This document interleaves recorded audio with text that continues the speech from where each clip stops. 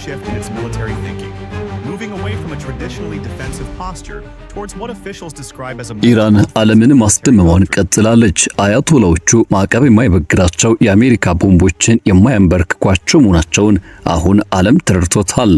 አለቀላቸው ሲሏቸው የሚነሱ መሆናቸውን ፋርሶች አስመስክረዋል። አሁን ደግሞ ከኢራን ተራራዎችና የምድር ዋሻዎች የሚወጡ መረጃዎች የፔንታጎንን ያስደነገጡ ሆነዋል። The US Navy is tightening its blockade of Iranian ports as President Trump ramps up the economic pressure, and there are new signs it could be working. ኢራኖች የተፈራውን ይዘውት መጥተዋል። CIA ሆነ ሞሳድ ሊያገኛቸው ያልቻላቸው የኢራን የምድር ውስጥ አዳዲስ ሚሳኤል ከተሞችም ኢራን ደፍራ ለዓለም አሳይታለች። ኢራን ካሁን በኋላ እንደፈለጉ እየተነሱ መደብደብ አብቅቷል። አያቶላዎቹ ከባድ መሳሪያውን ታጥቀውታል። ሙጅታባ ኻሜኒ ባርከው ያስጀመሩት ግዙፍ መሳሪያ ለዓለም ይፋ ሆኗል። ምዕራባውያኑ በራሳቸው እጅ ቆስቁሰው የበረሃውን ነብር አነሳስተውታል። ኢራን የጦር መሳሪያ ፈትዋ አንስታ ዓለምን ያስደመሙ ግዙፍ ሚሳኤሎችን ለዓለም ይውልኝ ብላለች። ይህን ጉዳይ ነው በዝርዝር የምንቃኘው። ቻናሉን ሰብስክራይብ በማድረግ እይታዎትን ይጀምሩ። ቪዲዮ ላይክ ማድረግ ቀዳሚ እርምጃ ይሁን። መልካም ቆይታም። On both sides now say they're looking for a new approach to the US war with Iran. Iran's president is publicly calling for an end to the conflict, while President Trump says it's time to ramp up the economic pressure. የመካከለኛው ምስራቅን ወታደራዊ ገጽታ እንደገና በለወጡት ሁለት ታላላቅ የውጊያ ምዕራፎች ማጠቃለያ ላይ ከፍተኛ የኢራን ወታደራዊ አዛዥ ግልጽና ጥብቅ የሆነ ማስጠንቀቂያ አስተላልፈዋል። የኢስላማዊ አብዮት ጦር የሚቀጥለውን ጦርነት ባለፉት ውጊያዎች በተጠቀሙባቸው መሳሪያዎች አይመከትም። ግጭቶቹ ዳግም የሚቀሰቀሱ ከሆነ ወደ ውጊያ የሚገቡት የጦር መሳሪያዎች የበለጠ የረቀቁ ትክክለኛነታቸውና እንዲሁም ደግሞ ከፍተኛ ደረጃ አጥፊ መሆን ባህሪ ይኖራቸዋል።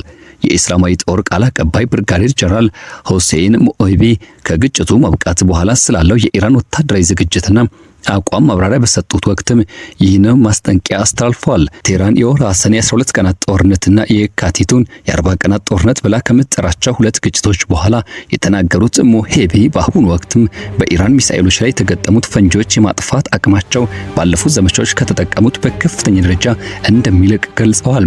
ኢራን በሁለት ወታደራዊ ቴክኖሎጂዎች ዘርፎችም በየዕለቱ ያሳየች ያለው እድገትም አጠናክራ ትቀጥላለች ነው ያሉት።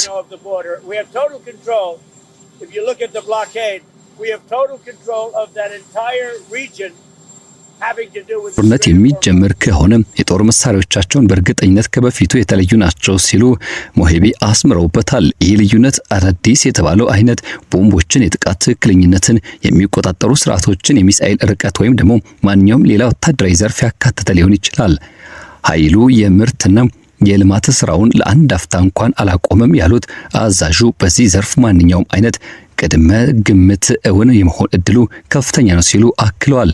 እነዚህ አስተያየቶች የተሰጡት ቀጠናው አሁንም ቢሆን ሙሉ በሙሉ ባልተረጋጋበት የውጊያ እረፍት ውስጥም ባለበት ወቅት ነው። ከሳምንታት የተኩስ ልውውጥ በኋላ በወርሃ ግንቦት ላይ የተኩስ ማቆም ስምምነት ተደርጎ ነበር።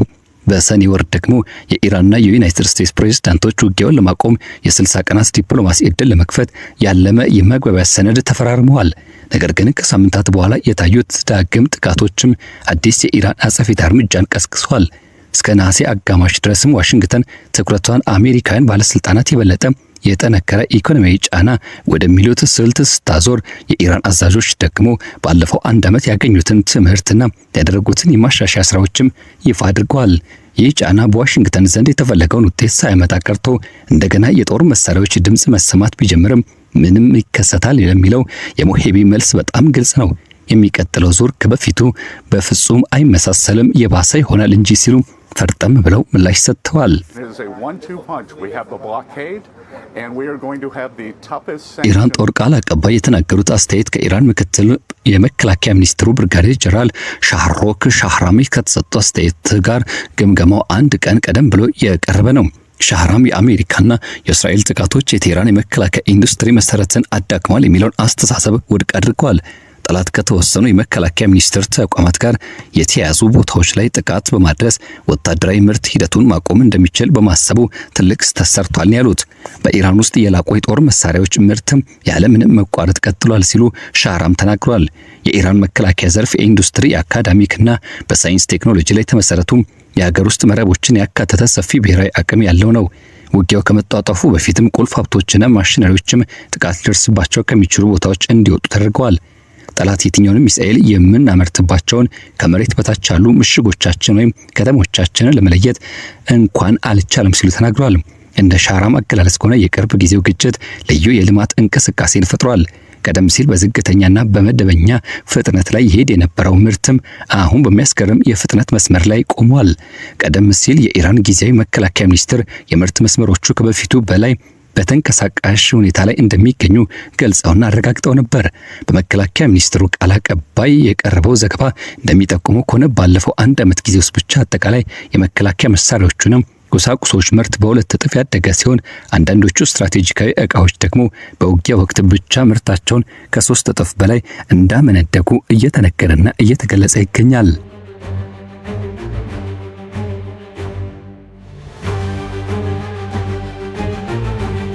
እነዚህ አቋሞችና መግለጫዎች በየካቲቱ ዘመቻ ወቅትም በሳተላይት ምስሎች ላይ በስለላ ግምገማዎች ከተመዘገቡት ከፍተኛ የጉዳት መረጃዎች ጋር ይቃረናሉ። የአሜሪካና የእስራኤል ኃይሎች በሚሳኤል ማምረቻና የሮኬት ነዳጅ ፋብሪካዎች ማስወንጨፊያዎችና ማከማቻ ቦታዎችን ጨምሮ በሺዎች የሚቆጠሩ ኢላማዎች ላይ ጥቃት ፈጽሟል። የኢራን የመካከለኛ ርቀት ባላስቲክ ሚሳኤሎችና የነጠላ ጥቃት ድሮኖችም ክምችት በከፍተኛ ደረጃ ተሟጦ ነበር። ሆኖም ግን ከነኚህ ተኩስ ማቆም በኋላ ባሉት ወቅት ጊዜ ውስጥም በርካታ ሪፖርቶች ኢራን በፍጥነት አቋሟን ለመመለስ እያደረገች ያለችውን ጥረት አመልክተዋል። የኢራን ባለስልጣናትና አንዳንድ የውጭ ሀገር ግምገማዎች እንደሚያስረዱት ከሆነ ኢራን ከተጠበቀው በላይ በፍጥነት ምርትን ለመመለስ ከመሬት በታች ያሉ ተቋማትን፣ የተረፉ አካላትን፣ ጊዜያዊ የምርት መስመሮችና የውጭ ቁሳቁስ ድጋፎችን ተጠቅማለች። የኢራን ሚሳኤል በኃይል ከብዙ ጊዜ ጀምሮ ለባህላዊ መከላከል አቅሟ ዋነኛ አከርካሪ ሆኖ አገልግሏል። ባለፉት 10 ዓመታት ውስጥም የኢራን አየር ኃይል የፋርስ ባህረ ሰላጤን፣ እስራኤልና የአውሮፓ ክፍሎችን ሊሸፍኑ የሚችሉ ጠንካራና ፈሳሽ የተባሉ ነዳጅ የሚጠቀሙ ስርዓቶችን አዘጋጅቷል። ተከታታይ ማሻሻያ ሚሳኤሎችም በአየር ላይ አቅጣጫቸው እንዲቀይሩ፣ የጥቃት ትክክለኝነታቸው እንዲጨምሩና በቅርብ ጊዜ ውስጥም ከተተኮሱ በኋላ አቅጣጫቸው ለመቀየር ወይም ወደ ሁለተኛ ደረጃ ኢላማ እንዲመሩ አድርገዋል። ሞሄቢና ሌሎች አዛዦች በሚሳኤል መመሪያዎች ላይ የታለሙ ቦታዎችን በመጣስና በፈንጅ ንድፍ ላይ በተደረጉ ማሻሻያዎች በጋራ አጉልተው አሳይተዋል። የቅርብ ጊዜ መግለጫዎች እንደሚጠቁሙትና እንደሚያመለክቱት ከሆነ በጥፋት ኃይልና በጥቃት ማጠቃለያ ላይ የታዩት የጥራት ማሻሻያዎች የዚሁ ቀጣይነት ሂደቱ አንድ አካል ስለመሆናቸው እየተነገረ ይገኛል። እነዚህ ማሻሻያዎች በጦር ሜዳ ላይ ወደ ወሳኝ የበላይነት የተቀየሩ መሆናቸው እስካሁን በውጊያ አልተፈተነም። ነገር ግን ይፋዊ ከሆኑ መግለጫዎች ግልጽ የሚሆነው ቴህራን ከሁለት ከፍተኛ መጠን ያላቸው ግጭቶች በኋላ ቀጣይነት ያለውና አገር በቀል የሆነ ወታደራዊ እድገት እንደ ስትራቴጂካዊ አስፈላጊነት አድርጋ ማቅረቧን ነው። ይህ ወደፊት በሚመጣው ማንኛውም አይነት ግጭት የኃይሏን የጥራት ደረጃ ሙሉ በሙሉ እንደሚለውጠው ያሳየችበት ሆኗል።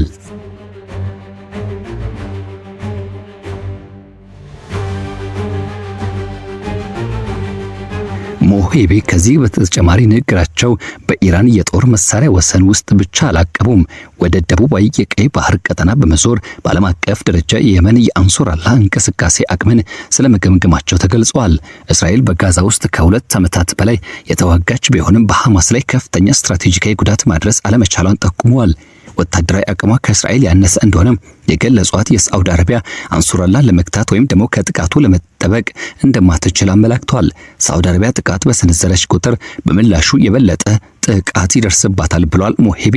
አክለውም አንሱራላ በየዕለቱ አቅሙን ማሳደጉን ስለመቀጠሉም ያነሳሉ። እነዚህ አስተያየቶች የተሰጡት ድንበር ተሻጋሪ ጥቃቶች በከፍተኛ ሁኔታ በጨመሩበት ወቅት ነው። በቅርብ ሳምንታት ጊዜ ውስጥ የሁቲ ኃይሎች በደቡብ ምዕራብ የሳዑዲ አረቢያ ግዛት ውስጥም የሚገኙ አውሮፕላን ማረፊያዎችና ከኃይል አቅርቦት ጋር የተገናኙ ተቋማትን ጨምሮ በሳዑዲ ኢላማዎች ላይ የድሮንና የሚሳኤል ጥቃቶች መፈጸማቸውን ገልጸዋል። ሳዑዲ አረቢያ በበኩሏ የራሷን ወታደራዊ እርምጃዎች የወሰደች ሲሆን ሁቲዎች የሚቆጣጠሯቸው የወደብና የአውሮፕላን ማረፊያ ላይ የምታደርገውን ጫና አጠናክራ ቀጥላለች። እነዚህ ጥቃቶች በየመን ጦርነት ማጠቃለያ ወቅትም ይታዩ የነበሩትን ክስተቶች እንደገና ያንሰራሩት ሲሆን በአሁኑ ወቅትም አሜሪካና እስራኤል በኢራን ላይ በቀጥታ ከከፈቱት ሰፊ ቀጠናዊ ግጭት ጋር ተቀላቅሏል።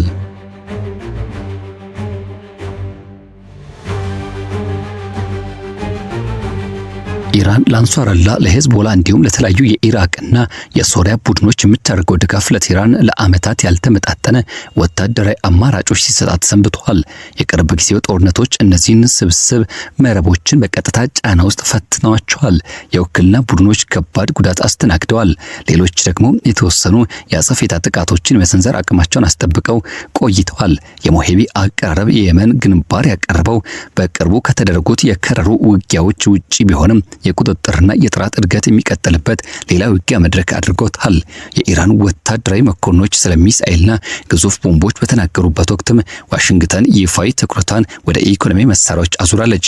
የአሜሪካ ፕሬዝዳንት ትራምፕም በየትኛውም ሀገር ላይ ከተጣሉት የኢኮኖሚ እርምጃዎች ሁሉ የተለየና እጅግ አጥፊ ያሉትን የኢኮኖሚ ዘመቻ ያወጁ ሲሆን ለኢራን የፋይናንስና የንግድ ወይም የሎጂስቲክስ ድጋፍ የሚሰጥ ማንኛውም ሀገር ከባድ ማዕቀብ እንደሚጠብቀው አስረድተዋል። ይህ ንግግር የቀረበው በሰኔ ወር መግባቢያ ሰነድ መሰረት የተሰጡት የ60 ቀናት የዲፕሎማሲ ዕድል ማብቂያ መሆኑን ተከትሎ ነው።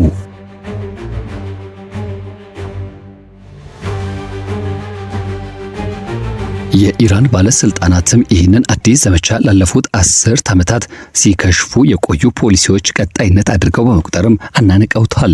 የውጭ ጉዳይ ሚኒስትሩ አባስ አራቃቺ ወታደራዊ ጥረቶች ግባቸውን ማሳካት እንዳልቻሉና የኢኮኖሚ ዛቻዎችም ከዚህ የተሻለ ውጤት እንደማያመጡ ተናግረዋል። ምክትል የመከላከያ ሚኒስትሩ ሻህራም በቅርቡ የተደረገውን ጦርነትም ኢራንን መጋፈጥ የመክሸፍ እጣ ፈንታ እንዳለው የሚያስረዳ ማረጋገጫ አድርገው ያቀረቡ ሲሆን የቀጠናው ሀገራት የቴህራንን ኃይልና በሆርሙዝ ወሽመጥ ላይ ያላትን የበላይነት መቀበል እንዳለባቸው ገልጸዋል። የሁለቱ ወገኖች ንጽጽር ሆነ ተብሎ የተደረገ ነው። በአንድ በኩል የተፋጠነ የሀገር ውስጥ የጦር መሳሪያዎች ምርት፣ የተበተኑ ማምረቻዎችና ለማንኛውም አዲስ ውጊያ የተዘጋጁ የአዲሱ ትውልድ መሳሪያዎች መኖራቸውን የሚገልጹ ጥያቄዎች ይቆማሉ። በሌላ በኩል ደግሞ ተጨማሪ ወታደራዊ እርምጃዎች ሳያስፈልጉ የኢኮኖሚ ማግለል ስትራቴጂ ሊያስከትል ይችላል የሚሉ እምነቶች ተንጸባርቀዋል። ሁለቱም ግምቶች በተግባር እየተፈተኑ ነው። በሰኔ 12 ቀናት ጦርነት የተጀመረው የእስራኤል የተሰነዘሩ ጥቃቶች በኢራን ኒኩለርና የሚሳኤል መሰረተ ልማቶች ላይ በማረፋቸው ሲሆን አሜሪካ በዋና ዋና የኒኩለር ቦታዎች ላይ በተደረገው ጥቃት እንድትሳተፍ አድርጓል። ከሁለት ሳምንታት በኋላ የተኩስ ማቆም ስምምነት ተከተለም። ከ8 ወራት በኋላ ደግሞ የኢራን የረጅም ጊዜ ከፍተኛ መሪና የከፍተኛ ወታደራዊ አዛዦችን የገደሉ አዳዲስ ጥቃቶች በጋራ ዘመቻ ተከፈቱ። ኢራን በእስራኤልና በቀጠናው የሚገኙ የአሜሪካ ተቋማት ላይ በተከታታይ በሚሳኤልና በድሮን ጥቃት ምላሽ ሰጠች። በግንቦት ወር መጀመሪያ ላይ የተኩስ ማቆም ከተደረገበት ጊዜ በፊት ውጊያው ለ40 ቀናት ያህል ቀጥሎ ነበር።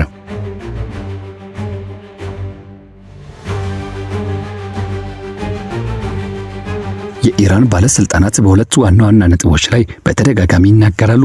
የተወሰኑ ጥቃቶች ምርትን ለማቆም አለመቻላቸውና የመከላከያ ኢንዱስትሪ እድገት መጨመሩ ነው። ሻራም የሚሳኤል ከተሞቻችን ገና በጠላቶች አልተለዩ ማለታቸው ከመሬት በታችና በተበተኑ ተቋማት ላይ አሜሪካ አሁንም ቀሪ ስራዎች እንደሚጠብቃት የሚናገር ነው። ሳውዲ አረቢያ እርስ በርስ በሚደራረቡ ጫናዎች ውስጥ ትገኛለች። ከአንሱራላህ ጋር የሚደረጉ ቀጥታ ጥቃትም ከዓመታት ሰላም በኋላ እንደገና ተጀምሯል። የኢራን ንግግሮች የሳውዲ አረቢያን ደህንነት ከሰፊው ግጭት ጋር ያያይዙታል። የአሜሪካ ኃይሎች የሚያስተናግዱት የፋርስ ባህረ ሰላጤ ሀገራትም በጦርነቱ ወቅት እንደታየው ማንኛውም አዲስ የግጭት ጭማሪ ወቅትም የጥቃት ኢላማ እንደሆኑ ይቆያሉ። እስራኤል የኢራን ሚሳኤል ስጋትና በሰሜናዊ ደቡብ ድንበሮች የሚገኙትን የውክልና ኃይሎች ሁኔታ መገምገሟን ቀጥላለች። ዩናይትድ ስቴትስ ደግሞ የቀጣይነት ያለው ወታደራዊ ህልውና ወጪን፣ አዲሱን ሰፊ ጦርነት አደጋዎችና ነዳጅ ዋጋን ሊጨምር ወይም ዓለም አቀፍ ንግድን ሊያስተዋጉሉ የሚችሉ የኢኮኖሚ እርምጃዎችን ከሀገራዊ ፖለቲካ ተጽዕኖቻቸው ጋር ታመዛዝናለች።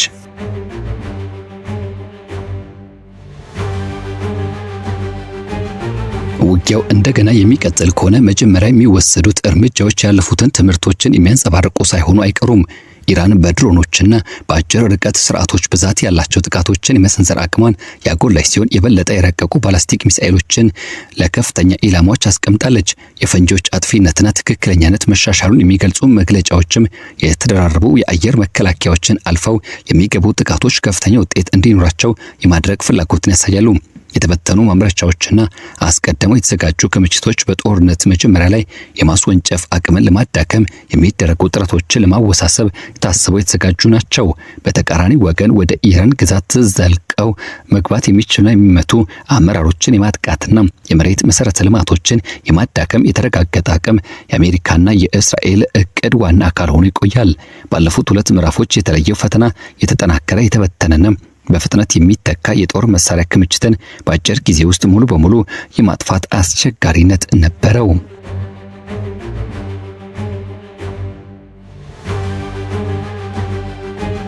የውክልና ኃይሎች መንቀሳቀስ ከማንኛውም ቀጥታ ውጊያ ጋር አብሮ እንደሚመጣ እርግጠኛ ነው።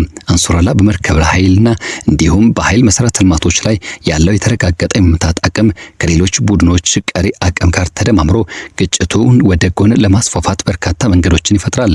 የሆርሙዝ ወይም ደግሞ በቀይ ባህር ውስጥ የሚፈጠር የቅድመ ግምት ስህተት አደጋውን ወዲያውኑ ይጨምራል። ከነዚህ እንቅስቃሴዎች ውስጥ አንዳቸውም ቢሆኑ ንድፈ ሐሳባዊ አይደሉም። ቀደም ሲል በከፊል የተተገበሩ ናቸው። ሞሄቢ የሚያጎሉት ልዩነት ለሚቀጥሉት ምዕራፍ የተዘጋጁት መሳሪያዎች ላይ የታየው እድገት ደረጃ ነው። አሁንም የመሳሪያ ምርቱ ቀጥሏል።